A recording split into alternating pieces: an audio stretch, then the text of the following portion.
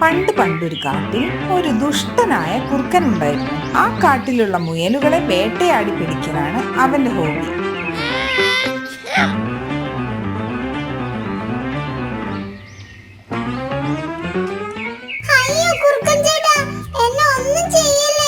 ഇല്ലടാ, നിന്നെ ഒന്നും ചെയ്യത്തില്ല, ചട്ടിയിലിട്ട് പൊരിക്കത്തേ ഉള്ളൂ.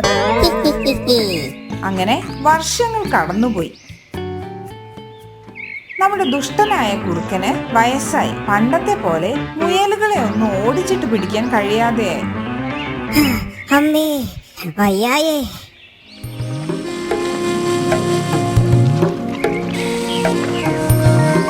ഇങ്ങനെ പോയാൽ ഞാൻ പട്ടിണി കിടന്ന് മരിക്കും. മുയലുകളെ പിടിക്കാൻ എന്തെങ്കിലും സൂത്രം കണ്ടുപിടിക്കണം.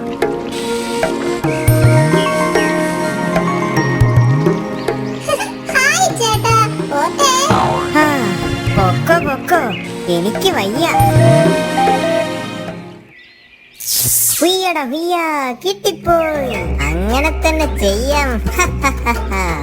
അങ്ങനെ നമ്മുടെ ദുഷ്ടനായ കുറുക്കൻ ഒരു സന്യാസിയുടെ വേഷം കെട്ടി മുയലുകളുടെ മാളത്തിനു മുന്നിൽ ധ്യാനത്തിനിരുന്നു. ഓം ഹ്രീം കാടാകെ നമഃ, ഓം ഹ്രീം കാടാകെ നമഃ. നല്ല പരിചയമുള്ള ശബ്ദം എവിടെ നിന്നാണ് കേൾക്കുന്നത്? നമ്മുടെ മാളത്തിന് മുന്നിലായി ഒരു കുറുക്കൻ സന്യാസി വന്നിരിപ്പുണ്ട്. അയ്യോ, നമ്മളെ പിടിക്കാൻ വന്നതാണോ? അതാവാൻ വഴിയില്ല. ഇതിനു മുൻപ് ഇവിടെ എവിടെയും കണ്ടിട്ടില്ല. എന്തൊക്കെയോ മന്ത്രങ്ങൾ ചൊല്ലുന്നുണ്ട്. ഇതിനെന്തോ പന്തികേടുണ്ട്. എല്ലാവരും സൂക്ഷിക്കണം. നമുക്കൊന്ന് പോയി നോക്കാം, വാ. അങ്ങനെ കുറുക്കൻ സന്യാസിയെ കാണാൻ മുയലുകൾ എല്ലാവരും മാളത്തിന് പുറത്തിറങ്ങി. ഓം ഹ്രീം കാടാകെ നമഃ, ഓം ഹ്രീം കാടാകെ നമഃ, ഓം ഹ്രീം കാടാകെ നമഃ. നിങ്ങളെല്ലാവരും ഇവിടെ നിൽക്ക്, ഞാനൊന്ന് പോയി നോക്കിയിട്ട് വരാം. അത് വേണോ? ഓ, പേടിക്കാതിരിക്ക്, ഞാൻ ഇപ്പൊ വരാം.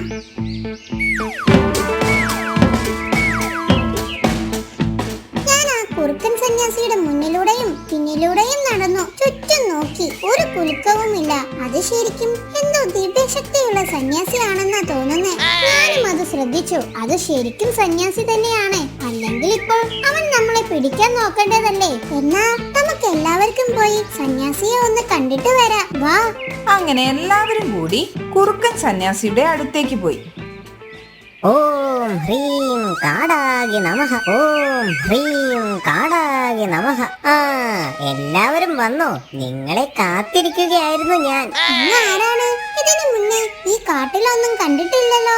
നാം കുടുകുടാനന്ദ സ്വാമി. ഈ കാട്ടിലെ ചെറുമൃഗങ്ങളെയെല്ലാം ആപത്തിൽ നിന്നും രക്ഷിക്കാൻ എന്നെ ദൈവം ഇങ്ങോട്ട് നേരിട്ട് പറഞ്ഞയച്ചതാണ്. ഓം ഹ്രീം കാടാകെ നമഃ. ഈ കാട്ടിലൊരു ദുഷ്ടനായ കുറുക്കനുണ്ട്, അല്ലേ? അതെങ്ങനെ അങ്ങേക്ക് മനസ്സിലായി? എല്ലാം അറിയുന്നവൻ ശംഭോ മഹാദേവ. പക്ഷേ ആ കുറുക്കൻ ഇപ്പൊ വയസ്സായി. പണ്ട് വലിയ ശല്യമായിരുന്നു. ഇപ്പൊ ഞങ്ങളോടൊപ്പം ഓടിയെത്താൻ പറ്റുന്നില്ല. അതുകൊണ്ട് ഒരു സമാധാനമുണ്ട്. പക്ഷേ അവന്റെ ഒരു കൂട്ടുകാരൻ ചെന്നായ ഉണ്ട്. അവൻ ഇപ്പോഴും ഞങ്ങളെ ആക്രമിക്കാൻ വരും. ഓഹോ, ഇനി അങ്ങോട്ട് നിങ്ങളെ ആരും തന്നെ ആക്രമിക്കാൻ വരില്ല. ഈ കാട്ടിൽ ഇനി അങ്ങോട്ട് ശാന്തിയും സമാധാനവും കൊണ്ടുവരലാണ് എന്റെ ലക്ഷ്യം. അതിനൊരു കാര്യം ചെയ്യണം. എന്ത് കാര്യം? നമുക്കൊരു ശത്രു സംഹാര പൂജ നടത്തണം. ഈ ശത്രു സംഹാര പൂജയോ? അതെ, അതിനായി നിങ്ങൾ ഓരോരുത്തരായി ആശ്രമത്തിലേക്ക് വന്നാൽ മതി. അത് കഴിഞ്ഞാൽ പിന്നെ നിങ്ങൾക്ക് ആരെയും പേടിക്കാതെ ഈ കാട്ടിൽ ജീവിക്കാം. സ്വാമിജി, അങ്ങൊരു വലിയ മനസ്സിനുടമയാണ്. ഞങ്ങൾ ഓരോരുത്തരുമായി അങ്ങയുടെ ആശ്രമത്തിൽ എത്തിക്കോളാൻ ഞങ്ങളെ കാത്തുകൊള്ളണമേ. അങ്ങനെ പിറ്റേ ദിവസം മുതൽ ഓരോരുത്തരായി ശത്രു സംഹാര പൂജയ്ക്കായി കുറുക്കൻ സന്യാസിയുടെ ആശ്രമത്തിൽ എത്താൻ തുടങ്ങി. എന്നാൽ കുറുക്കൻ സന്യാസിയുടെ ആശ്രമത്തിൽ പോയ മുയലിനെ കുറെ സമയമായിട്ടും കാണാതായപ്പോൾ മുയലുകളിൽ ചിലർക്ക് സംശയമായി. പൂജയ്ക്ക് പോയ മിട്ടുവിനെ ഇതുവരെ ആയിട്ടും കണ്ടില്ലല്ലോ. ഇല്ല, ചിലപ്പോൾ പൂജ കഴിഞ്ഞ് കാണില്ല. എനിക്കെന്തോ പേടിയാകുന്നു. നമുക്ക് സാമുജിയുടെ ആശ്രമം വരെ ഒന്ന് പോയി നോക്കിയാലോ?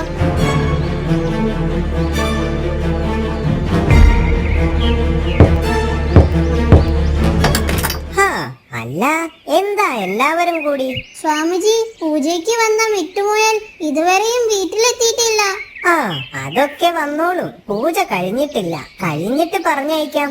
ഇതിനെന്തോ പന്തികേടുണ്ട്. നമുക്ക് എങ്ങനെയെങ്കിലും അവനെ രക്ഷിക്കണം. പക്ഷേ എങ്ങനെ? ഐഡിയ, വഴിയുണ്ട്.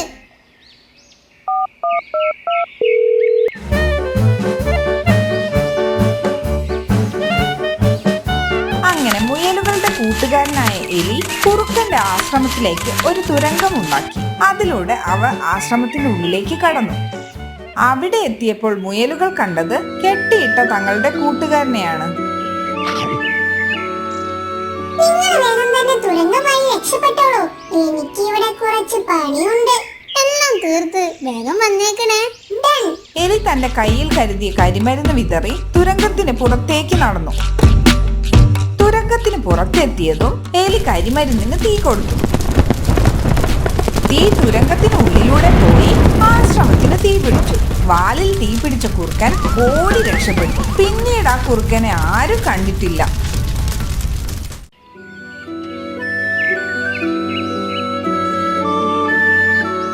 പണ്ടൊരു കാട്ടിൽ ചെറിയ മാളത്തിൽ ഒരമ്മ എലിയും 4 കുഞ്ഞുങ്ങളും താമസിച്ചിരുന്നു.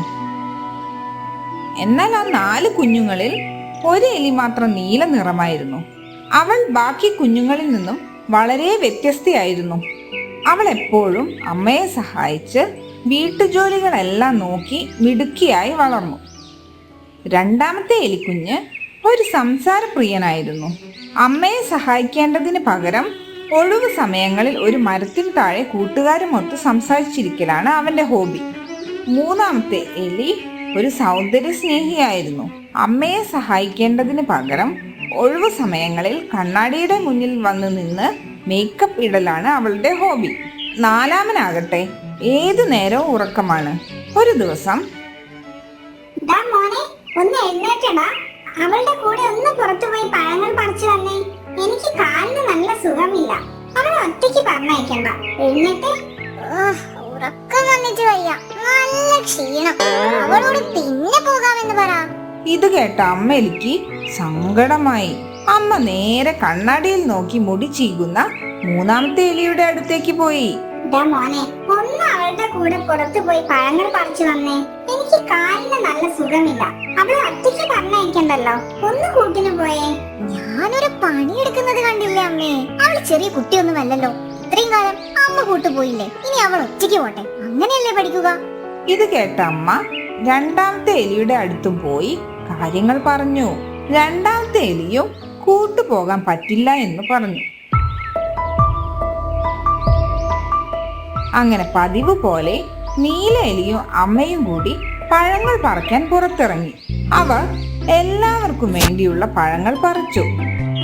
കുട്ടകൾ നിറച്ച് വീട്ടിലേക്ക് വന്നു.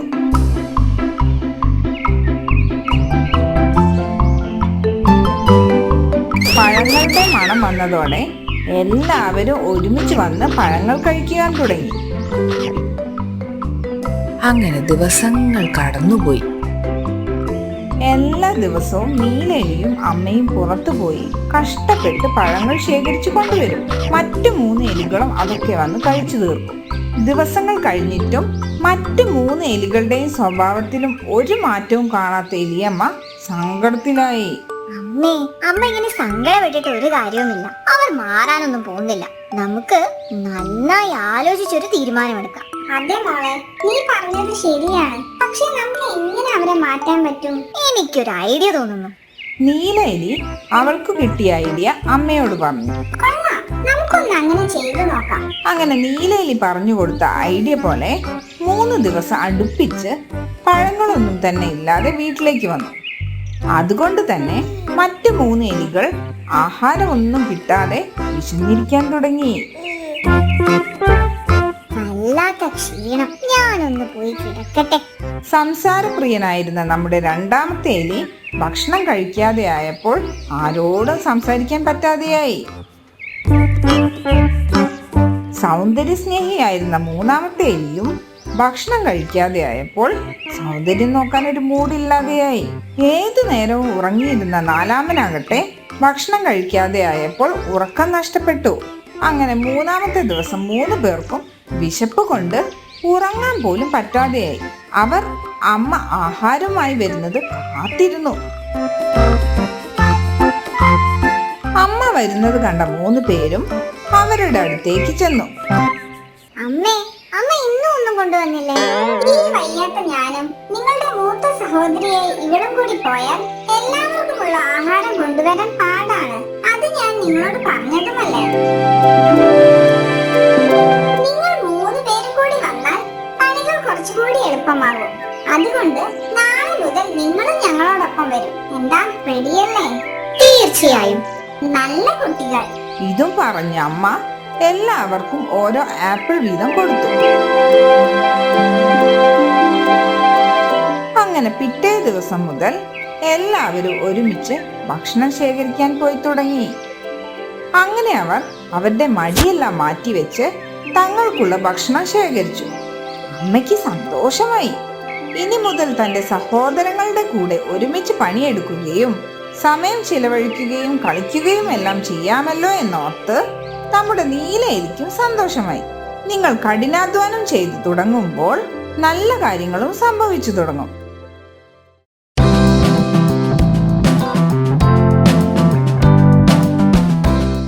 പണ്ടൊരു കാട്ടിൽ സുഹൃത്തുക്കളായ 2 മുയലുകൾ ജീവിച്ചിരുന്നു, മിട്ടുവും ചൊട്ടുവും.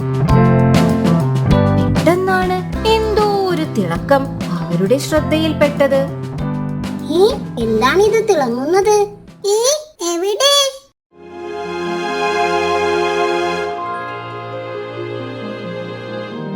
അവിടെ.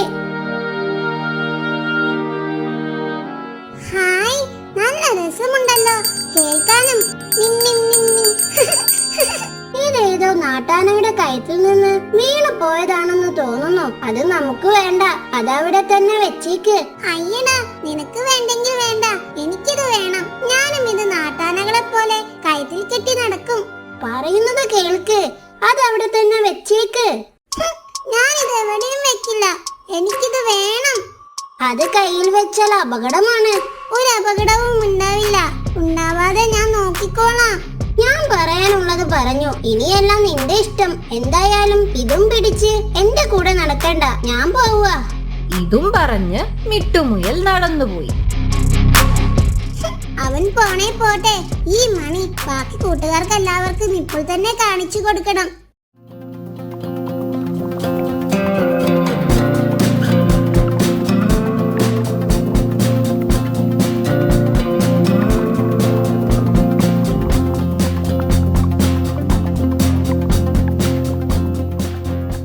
ഇത് കൊള്ളാമല്ലോ. എവിടെ നിന്ന് കിട്ടിയ നിനക്കിത്? വഴിയിൽ നിന്ന് കിട്ടിയതാ. നല്ല രസമില്ലേ?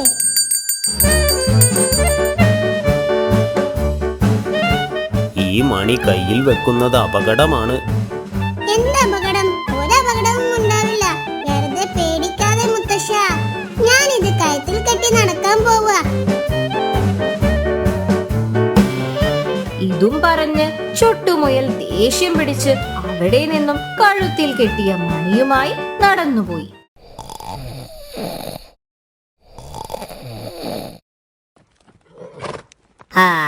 വിശന്നിട്ട് വയ്യല്ലോ.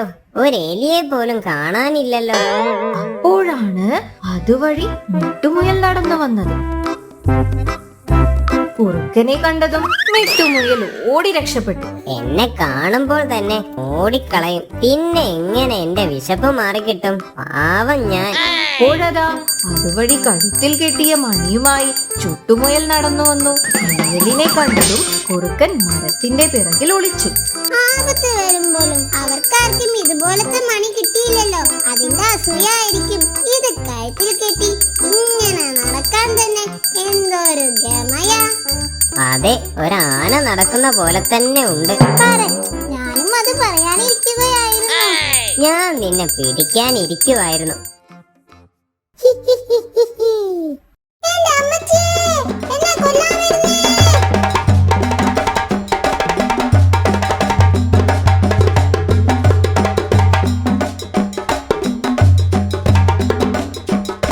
അയ്യോ, ചൊട്ടു അപകടത്തിലാണല്ലോ. കൂട്ടുകാരെ വിളിച്ച് വേഗം വരാം. നിക്കടവിടെ, എനിക്ക് വിശന്നിട്ടല്ലേ, പ്ലീസ്.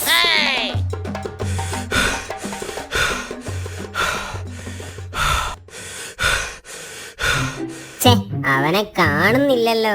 ഇത്ര പെട്ടെന്ന് അവൻ ഇതെവിടെ പോയി?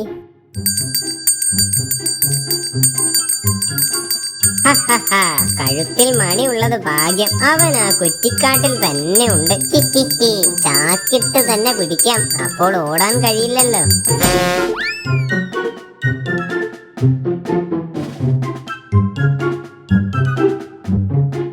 അങ്ങനെ അവൻ ചാക്കിലായി. ഹഹഹഹഹ.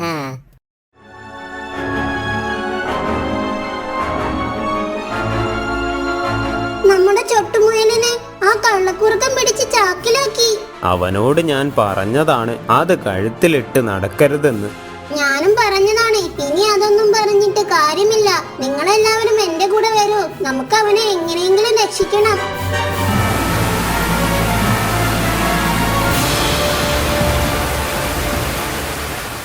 ഓ, വല്ലാത്ത ദാഹം. കുറച്ച് വെള്ളം കുടിച്ചിട്ട് വീട്ടിലേക്ക് പോകാം.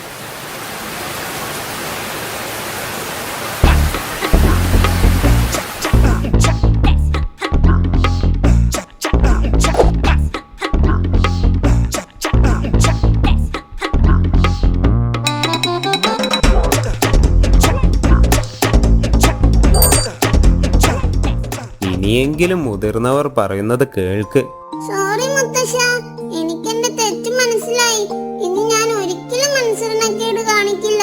മൂത്തവർ ചൊല്ലും മുതുനെല്ലിക്ക ആദ്യം കഴിക്കും, പിന്നെ മധുരിക്കും.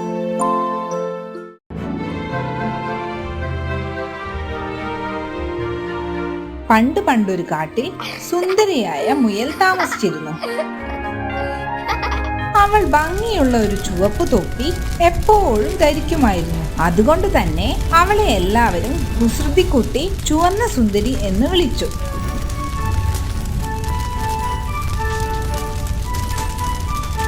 ഒരു ദിവസം അവളുടെ അമ്മ ഒരു ചെറിയ കുട്ടയുമായി അവളുടെ അടുത്തേക്ക് വന്നു. നമ്മുടെ മുത്തശ്ശിക്ക് തീരെ സുഖമില്ല. ദാ, മുത്തശ്ശിക്ക് വേണ്ടി കുറച്ച് പഴങ്ങളാണ് ഇതിലുള്ളത്. ഇത് കൊണ്ടുപോയി മുത്തശ്ശിക്ക് കൊടുക്കണം. മുത്തശ്ശിക്ക് അതൊരു ആശ്വാസമാകും. ശരി അമ്മേ, ഞാൻ ഇപ്പൊ തന്നെ പോകാം. ഇത് കേട്ടതും ചുവന്ന സുന്ദരി തന്റെ ചുവപ്പ് തൊപ്പി നേരെയാക്കി തന്റെ മുത്തശ്ശിയുടെ വീട്ടിലേക്ക് പോകാൻ വേണ്ടി ഒരുങ്ങി.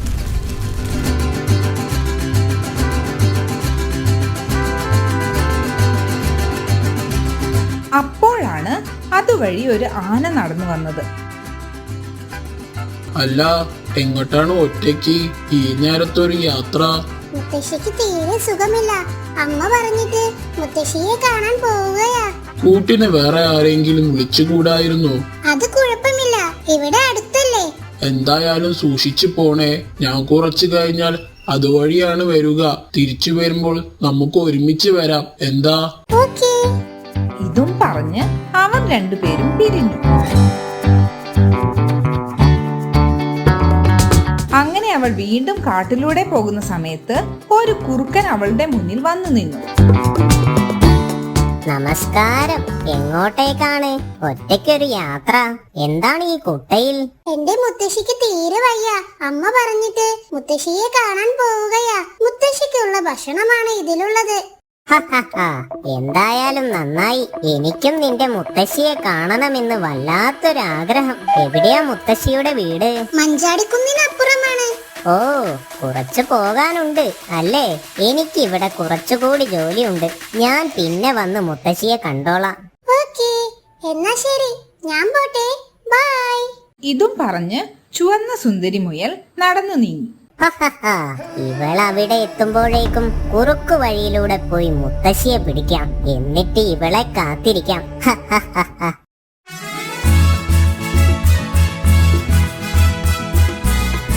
ആ ചുവന്ന സുന്ദരി മുയൽ പോകുന്ന വഴിയിൽ ഒരു മനോഹരമായ പൂന്തോട്ടം ഉണ്ടായിരുന്നു. അതിൽ നിറയെ പല നിറത്തിലുള്ള ചിത്രശലഭങ്ങളും ഉണ്ടായിരുന്നു.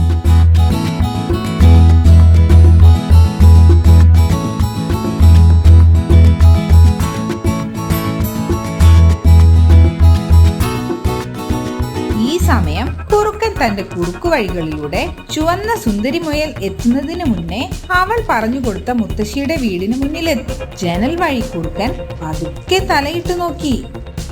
പെട്ടെന്നാണ് മുത്തശ്ശി കുറുക്കനെ കണ്ടത്. കുറുക്കനെ കണ്ടതും മുത്തശ്ശി അലറി. കസേരയിൽ നിന്നും ചാടി എഴുന്നേറ്റ് ഒരു റൂമിൽ പോയി വാതിലടച്ചു. എല്ലാം പെട്ടെന്നായത് കൊണ്ട് തന്നെ നടന്നതെന്തെന്ന് കുറുക്കന് മനസ്സിലായില്ല. അവന് ദേഷ്യം വന്നു. കുറുക്കൻ വീട്ടിലേക്ക് കയറി.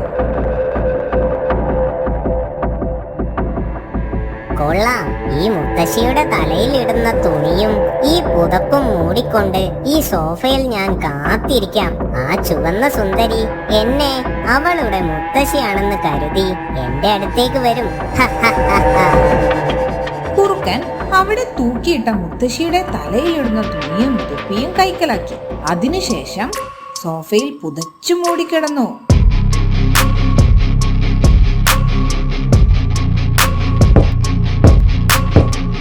മുത്തശ്ശിയുടെ ശബ്ദത്തിൽ കുറുക്കൻ ചോദിച്ചു, ആരായത്? മുത്തശ്ശി, വാതില് തുറക്ക്. ഇത് ഞാനാ, മുത്തശ്ശിയുടെ ചെറുമോളാ. ഉള്ളിലേക്ക് വരൂ മോളെ. മുത്തശ്ശി ഈ സോഫയിൽ കിടക്കുന്നുണ്ട്, തീരെ വയ്യ. മോളങ്ങോട്ടൊന്ന് വന്നേ.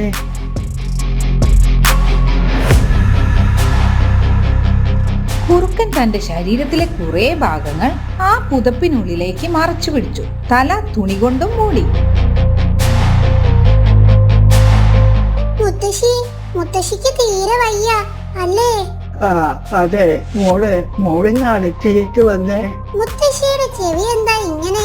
സുഖമില്ലാഞ്ഞിട്ടാ മോളെ, ചെവി വേദനയാണ് മോളെ, അതുകൊണ്ടാണ് ചെവി വലുതായത്. അയ്യോ, മുത്തശ്ശിയുടെ രണ്ട് സൈഡിലുള്ള പല്ലും വലുതായിട്ടുണ്ടല്ലോ. പല്ലുവേദനയുണ്ടോ? ഓ ഉണ്ട് ഉണ്ട്, ഇല്ലാത്ത വേദനകൾ ഒന്നും തന്നെ ഇല്ല മോളെ. ഇപ്പൊ എനിക്ക് വിശപ്പിന്റെ വേദനയാ. അയ്യോ, എന്നെ ഒന്നും ചെയ്യരുതേ. അപ്പോഴാണ് ഒരാന അതുവഴി നടന്നു പോയത്. അയ്യോ, എന്നെ ഒന്നും ചെയ്യരുതേ, രക്ഷിക്കണേ. ഇത് കേട്ട ആന ശബ്ദം കേട്ട സ്ഥലത്തേക്ക് ഓടി. ഇത് കേട്ട കുറുക്കൻ പേടിച്ചു വിറച്ചു. ആനയെ കണ്ടതും കുറുക്കൻ പേടിച്ചോടിപ്പോയി. തന്റെ ജീവൻ തിരിച്ചു കിട്ടിയെന്ന് മനസ്സിലാക്കിയ ചുവന്ന സുന്ദരി മുയൽ ഓടി വന്ന് ആനയെ കെട്ടിപ്പിടിച്ചു.